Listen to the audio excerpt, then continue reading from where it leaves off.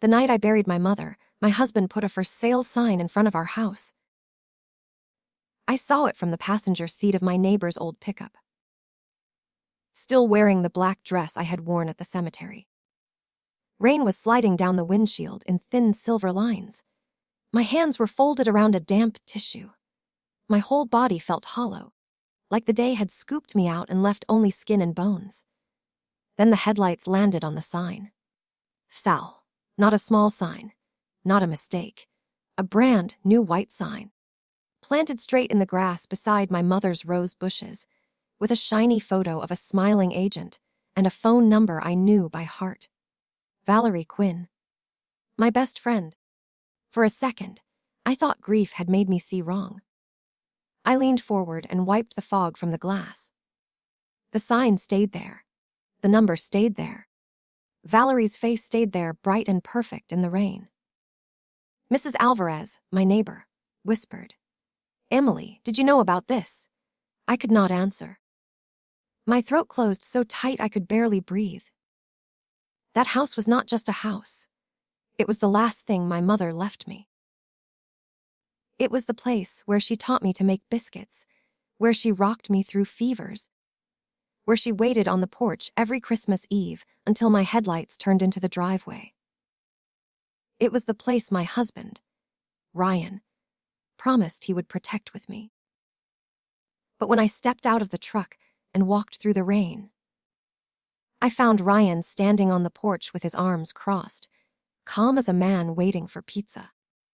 He looked at my black dress, then at the sign, then back at me. And he said, "We need the money, Emily. Don't make this harder than it has to be." That was the first time I understood that grief does not always arrive alone. Sometimes betrayal walks in right behind it, takes off its coat, and makes itself at home. My name is Emily Carter. I was 42 years old when my life split open. I lived in a small town outside Columbus, Ohio, where people waved from porches and still knew who owned which truck. I worked as a night supervisor at a senior care center, which meant I was good at staying calm when things were falling apart. I knew how to read faces. I knew how to hear the words people did not say. But somehow, I had missed the lie sleeping next to me for 18 years. Ryan and I had been married since I was 24.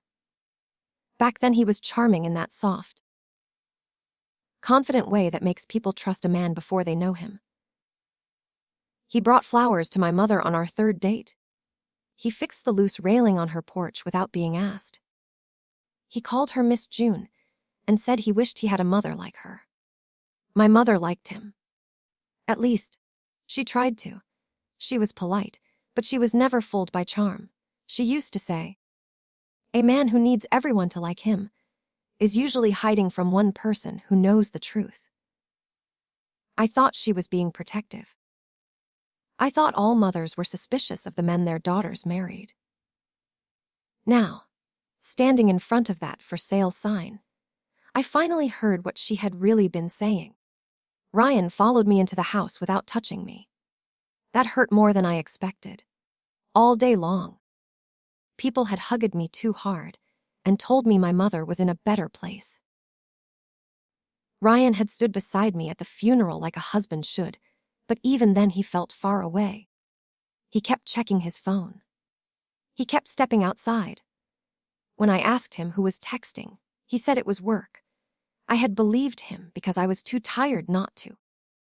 Inside the house, the air still smelled like my mother's lavender soap and the coffee people had made for the visitors. Casseroles covered the kitchen counter. Someone had left a stack of paper plates beside the sink. The living room was full of folding chairs, but now they sat empty, facing nothing. Ryan turned on the kitchen light and pulled a folder from under his jacket. "The listing went live this afternoon," he said. "Valerie already has 2 interested buyers. One is a cash offer. We could close in 2 weeks." I stared at him. "My mother was buried today?" "I know that. Her flowers are still in the car." He sighed like I was being childish. "That is exactly why we need to move fast." Houses like this do not sit long. It is old, but the land is worth something. The land. He said it like he was talking about a broken lawnmower. Not the 3 acres my grandfather bought after coming home from Vietnam. Not the vegetable garden where my mother planted tomatoes until her knees gave out. Not the maple tree where my father tied my first swing before he died. I said, "This house is mine. Mom left it to me." Ryan tapped the folder. "And as your husband, I am trying to keep us from drowning. You know the credit cards. You know the hospital bills. You know your mother's care wiped us out." That was the first hook he threw at me, guilt.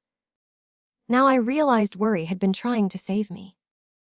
I reached for the folder. Ryan pulled it back. "You are not in the right state of mind," he said. The words hit me cold.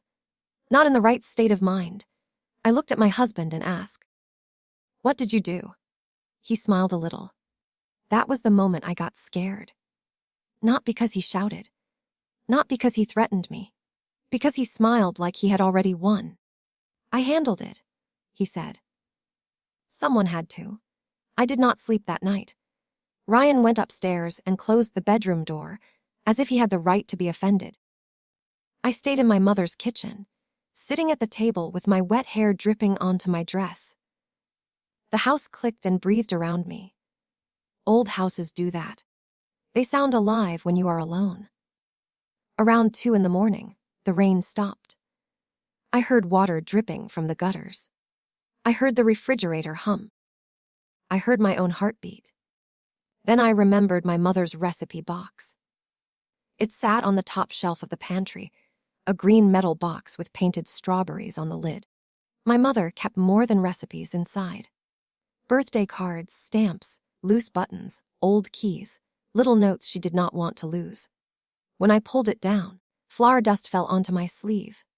Inside, under the card for peach cobbler, I found an envelope with my name on it. Imalo.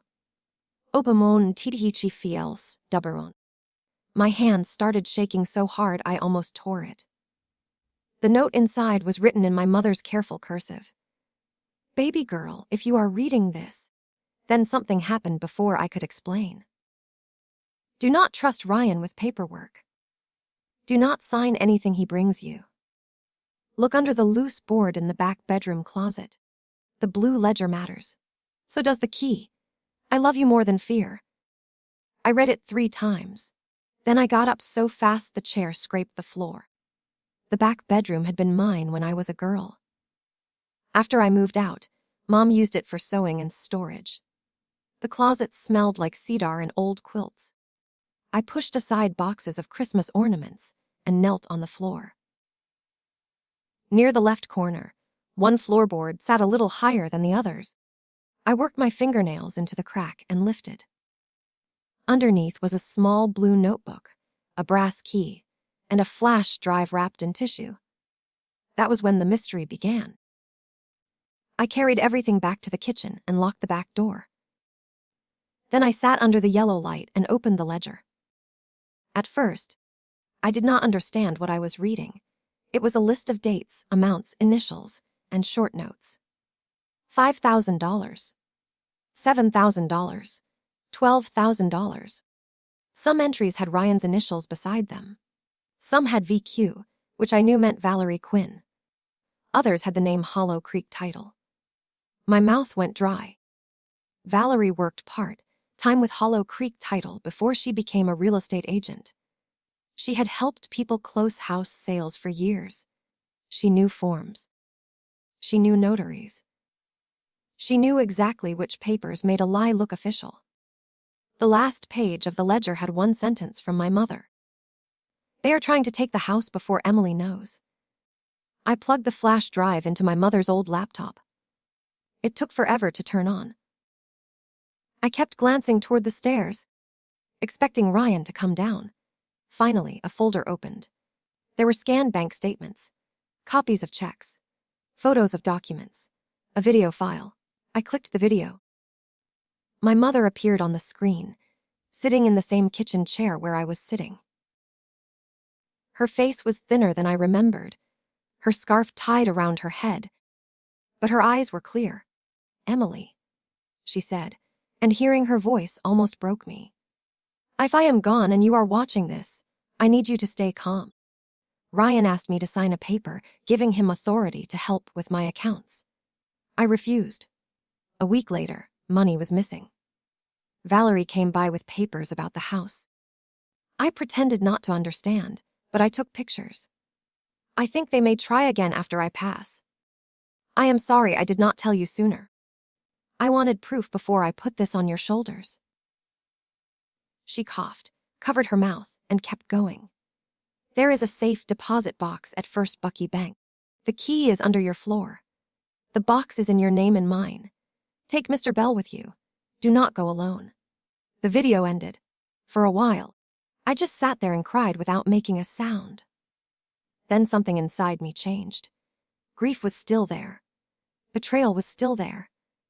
But under it, a harder thing began to wake up. It was not rage, not exactly. Rage burns too wild. This was colder, cleaner. It was the knowledge that my mother had fought for me while she was dying. And now it was my turn to fight back.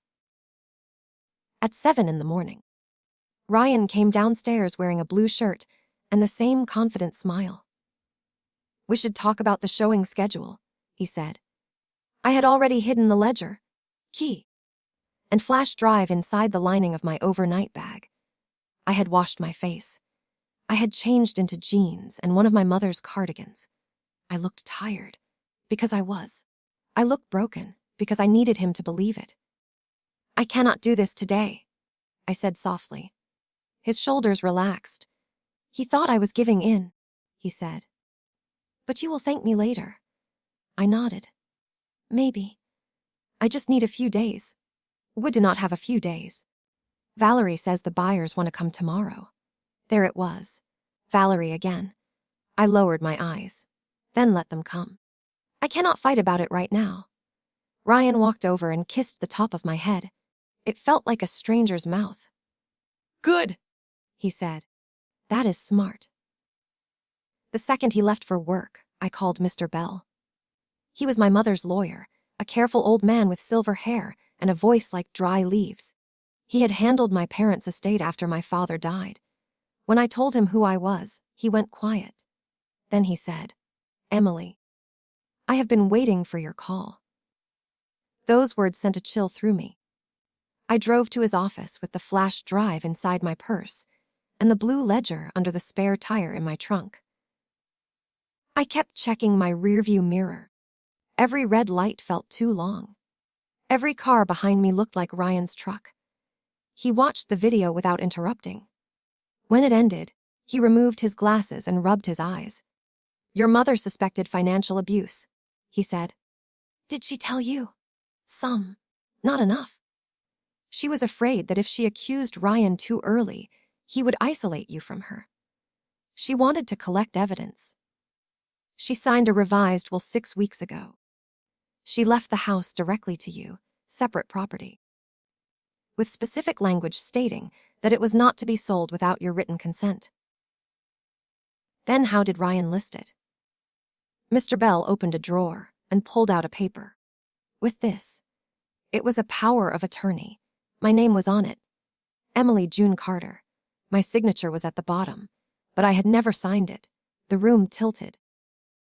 I gripped the chair.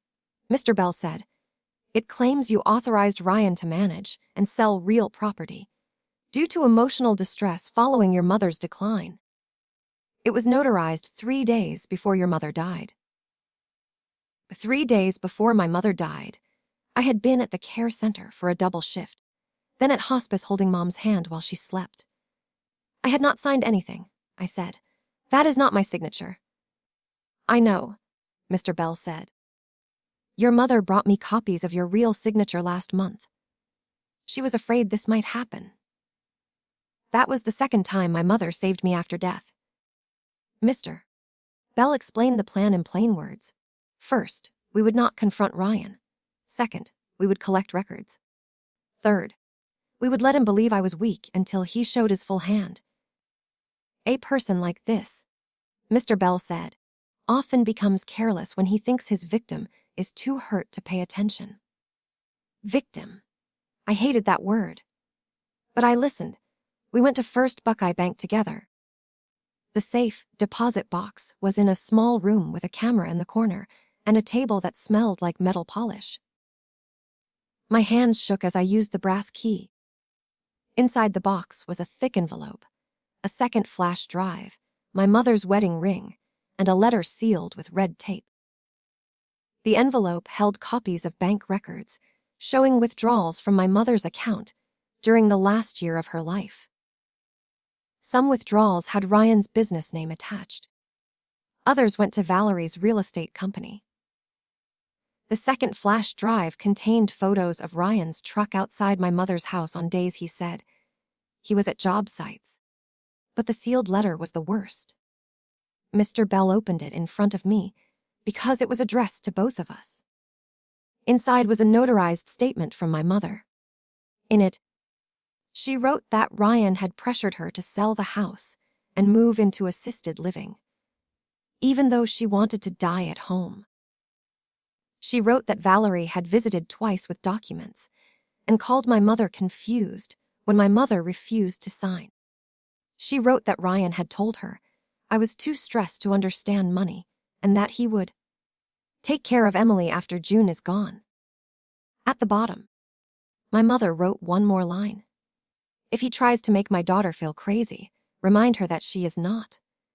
I pressed the page to my chest. That line became my anchor. For the next 10 days, I lived 2 lives. In one life, I was the grieving widow of a mother, quiet and pale, letting Ryan believe he had broken me. I nodded when he talked about selling. I let Valerie walk through the house with her tablet and her fake, sad smile. I watched her touch my mother's curtains and say, "We should stage this room differently. It feels too old." In my other life, I became an investigator. Every morning after Ryan left, I copied papers. I photographed files. I called banks. I wrote down dates. I met Mr. Bell in quiet places and handed him envelopes like we were in a spy movie. Except I was not brave and glamorous. I was exhausted, angry, and living on coffee. Mrs. Alvarez helped too. She was 71, 5 feet tall, and more dangerous than she looked.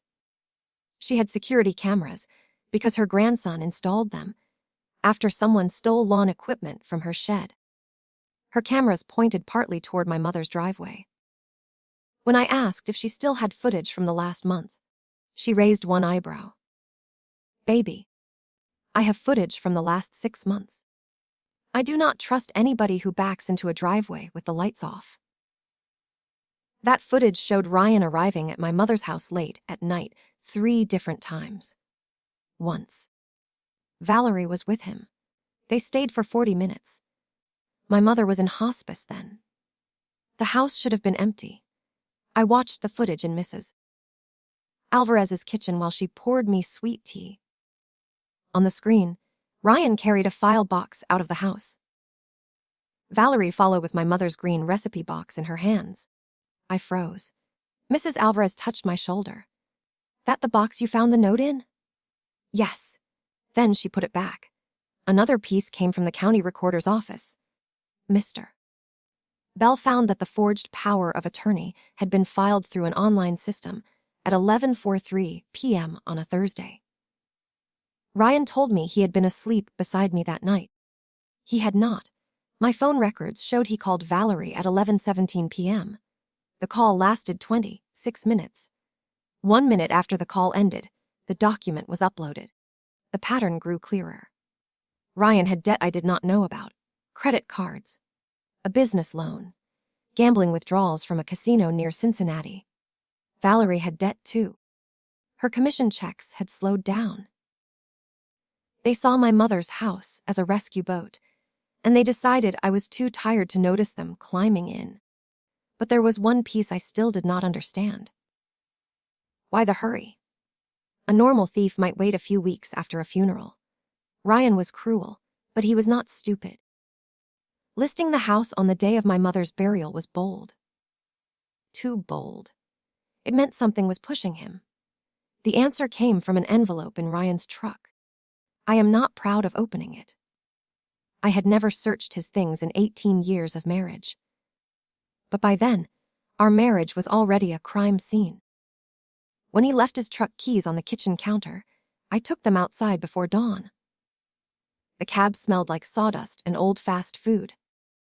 Under the passenger seat, I found a manila envelope with the name of a private lender printed at the top. Inside was a notice of default. Ryan owed $280,000. The deadline was 12 days away. If he did not pay, they would go after his business equipment, the rental property he had hidden from me, and possibly our joint accounts. At the bottom of the letter, written in Ryan's handwriting, were 2 words: close house. I sat in the cold truck with that paper in my lap and finally understood. He was not selling my mother's house because we needed money. He was selling it because he needed money. I was never his partner in a hard season. I was the door to an inheritance. By the end of that week, Mr. Bell had contacted a forensic document examiner, the bank's fraud department, and a detective he trusted. The detective's name was Mara Lane. She was calm, direct, and had the kind of eyes that made people answer questions before they meant to. She told me, "We need them to act one more time. The strongest case is not what they planned. It is what they complete." So we let the closing move forward. That was the hardest part. The buyers were a young couple from Dublin who wanted land for horses. They were innocent. Mr. Bell made sure they would not lose money. Their offer was real. The closing date was set for Friday at 10 a.m. at Hollow Creek Title. Valerie called me the night before. "Are you okay?" she asked in her honey voice. I stood in my mother's hallway, looking at the line of family photos on the wall. "I do not know," I said. "I know this is emotional," Valerie said. "But tomorrow will give you freedom. Ryan is trying so hard to take care of you." I almost laughed. "He told you that?" There was a tiny pause. "Told me what?" That pause mattered. I said, "That he is taking care of me." "Well, I can see it." "Can you?" Another pause. Then Valerie said, lower, "Emily, grief can make people suspicious. Be careful not to push away the only people who are helping you." There it was again. Crazy. Suspicious. Not in the right state of mind. My mother's words rose in my mind. "If he tries to make my daughter feel crazy, remind her that she is not," I said. "Thank you, Val. I will remember that." After we hung up, I went into the back bedroom and opened the closet. The loose floorboard was empty now, but I touched it anyway. "I am not crazy," I whispered. "I am awake." The next morning, I dressed carefully. Not in black. Not in gray. I wore a navy dress my mother loved, and the small pearl earrings she gave me when I graduated nursing school. I put her wedding ring on a chain under my dress. Ryan smiled when he saw me. "You look nice," he said.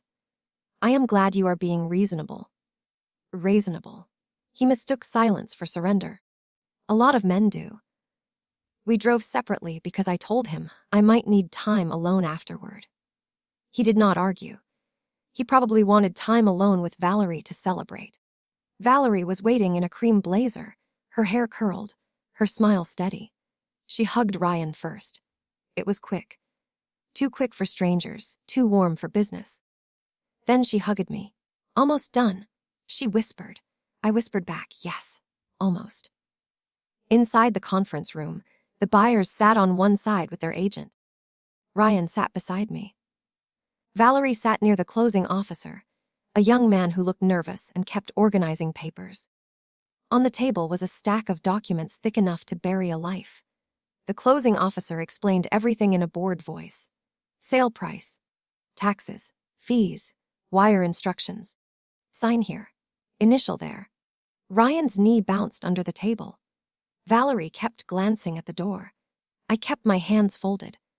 When the closing officer slid the deed toward me, Ryan leaned close. "Just sign," he murmured. I picked up the pen. The room seemed to hold its breath. Then I set the pen down. "I have a question," I said. Ryan's jaw tightened. "Emily." I looked at the closing officer. "Can you please explain why this sale is based on a power of attorney I never signed?" The room went silent. Valerie's face changed so fast it almost looked like a light went out behind her eyes. Ryan laughed once. "She is emotional. We talked about this." I turned to him. "No, Ryan. You talked about it. I listened. There is a difference." The door opened. Mr. Bell walked in with Detective Lane and 2 uniformed officers behind him. Valerie stood up so quickly her chair hit the wall. Ryan said, "What is this?" Mr. Bell placed a folder on the table. "This is a halt to the closing based on suspected fraud, forgery, financial exploitation, and conspiracy." The young closing officer went pale. The buyers looked horrified. I turned to them and said, "I am sorry. You did nothing wrong." Detective Lane looked at Ryan. "Mr. Carter, we need you to come with us and answer some questions." Ryan's mask cracked. "Not fully. Men like him do not drop the act all at once. First, they try confusion." "I have no idea what she told you," he said. "My wife is not well. Her mother just died." Then they try concern. He reached for my hand. "Emily, honey, you are making a mistake." I pulled my hand away. Then they try anger. His voice lowered. "Do you have any idea what you are doing to us?" For 18 years, the word us had been a leash. It meant his bills, his plans, his comfort, his reputation. But that morning, the leash finally snapped. I said clearly, "I know exactly what I am doing. I am telling the truth." Detective Lane read him his rights in a steady voice. Valerie started crying before anyone touched her. Ryan said Emily agreed. She said. Ryan said it was just paperwork. Ryan looked at her with pure hatred, and in that look, I saw the affair. Valerie covered her mouth and whispered, "You said she would never fight it." There it was. A confession wrapped in panic. Detective Lane heard it, too. She turned slightly toward one of the officers, and he began taking notes. Ryan tried one last time to reach me. "Emily," he said, and for the first time that morning his voice sounded afraid. "Please. We can fix this." I looked at the man I had loved. The man who stood beside my mother's grave with dirt on his shoes and a sale contract in his pocket. "No," I said. "You tried to fix your debt with my mother's house. Now the law can fix you." That was my revenge. Not screaming, not hitting, not begging him to understand my pain. My revenge was watching him realize I had learned to stand still while he fell. Ryan was charged with forgery, attempted theft, and financial exploitation. Valerie was charged too, and her real estate license was suspended while the case moved forward. There were plea discussions, delays, and more lies than I thought one man could carry. At first, Ryan tried to blame Valerie. Then Valerie tried to blame Ryan. Then both of them tried to blame me. They said I was unstable. They said my mother was confused. They said the paperwork was misunderstood. But my mother had left proof in every place they forgot to look. The video, the bank box, the security footage, the phone records, the forged signature, the lender letter. Each piece was a stone in a wall they could not climb. During one hearing, Ryan's attorney suggested I had invented the whole thing because I was bitter about the affair. That was how I learned the affair had been going on for almost 2 years. I wish I could say I felt nothing. I did not. I felt it in my stomach like a punch. 2 years meant birthday dinners, Christmas mornings, hospital visits. It meant Valerie had held my hand during my mother's chemo while sleeping with my husband. It meant Ryan had kissed me goodnight after calling her from the garage. Betrayal has layers. You think you have reached the bottom, then the floor gives way again. But I did not cry in court. I looked straight ahead and held my mother's ring under my collar. Ryan eventually took a plea. He avoided the longest possible sentence by admitting enough truth to satisfy the court. He lost his business, his hidden rental property, and most of his friends. He had to pay restitution from whatever assets were left. Valerie took a plea too. Her career in real estate was over in our county, maybe forever. The house stayed mine. For a while, I did not know what to do with it. Every room held memories, and not all of them were gentle. In the kitchen, I remembered my mother's video and Ryan's folder. On the porch, I remembered the for sale sign. In the bedroom, I remembered finding the ledger under the floor. I thought about selling it on my own terms. Then one Saturday in spring, I found a packet of seeds in my mother's gardening apron. Tomato seeds. She had written on the packet, "Plant when the nights stop freezing." I stood in the garden with that packet in my hand and started laughing. Then I started crying. Then I knelt in the dirt and planted every seed. Alvarez came over with lemonade and did not say a word. She just sat beside me on an upside-down bucket and helped cover the rows. By summer, the plants were taller than my knees. That was when the house began to feel alive again. The first night I slept there alone, I expected to feel afraid. Instead, I felt watched over. Sometimes people ask me if I got revenge. They want the dramatic answer. They want to hear that I ruined Ryan the way he tried to ruin me. They want me to say I laughed when he lost everything. The truth is more complicated. But revenge, real revenge, was not what happened to them. It was what did not happen to me. I did not lose the house. I did not lose my mind. I did not become the broken woman Ryan described in those forged papers. I did not let his voice become the narrator of my life. That was the justice my mother wanted for me. A few months later, I used part of the restitution money to start a small emergency fund through the care center. Nothing fancy. Just quiet help for women who needed a locksmith, a motel room, a lawyer consultation, a tank of gas, or a phone their husband did not control. I named it June's Door, after my mother. The first woman we helped was named Tasha. She came to me after a night shift with sunglasses on and a story she could barely say out loud. I gave her coffee, a list of numbers, and the spare key to the small apartment above the garage. She looked at the key in her palm and asked, "Why are you helping me?" I thought about my mother's note. I thought about the loose floorboard. I thought about the sign in the rain. I said, "Because someone helped me before I knew how much danger I was in." Tasha stayed 3 weeks. Then she moved 2 towns over, found work at a dental office, and sent me a Christmas card with a photo of her and her little boy standing in front of a tree. On the card she wrote, "Thank you for opening the door." I taped it inside the pantry, near the green recipe box. On the 2nd anniversary of my mother's death, I went to the cemetery alone. I brought yellow roses from her own bushes. The day was cool and bright, with the kind of blue sky she used to call laundry weather. I knelt beside her grave and told her everything. I told her Ryan was gone. I told her the house was safe.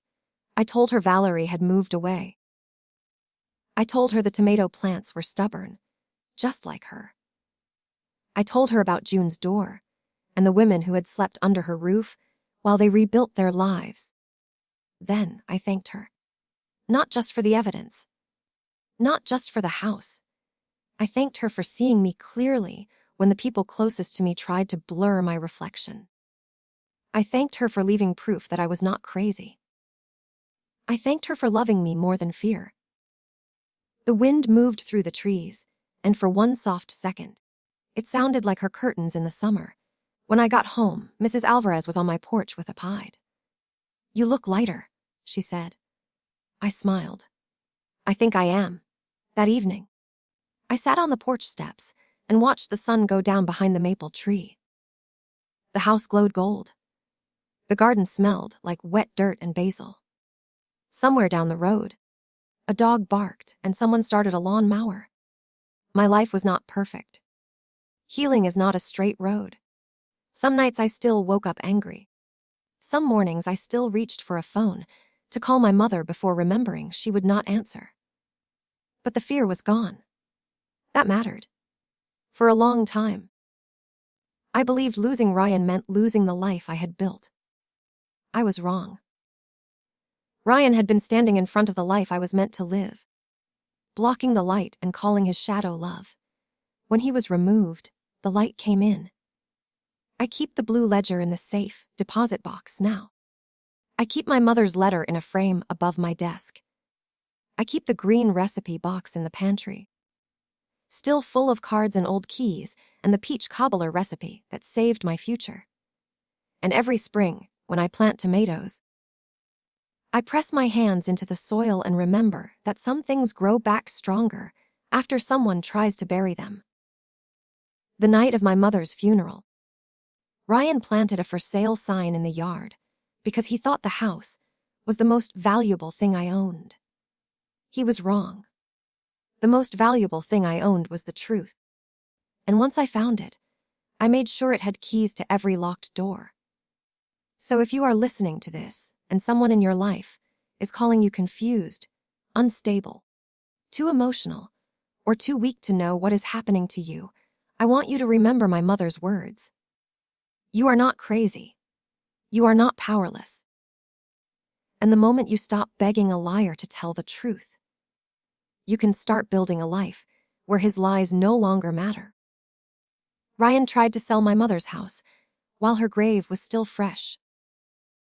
But in the end, the only thing he sold was the illusion that I needed him. The door he tried to close became the door I finally opened for myself.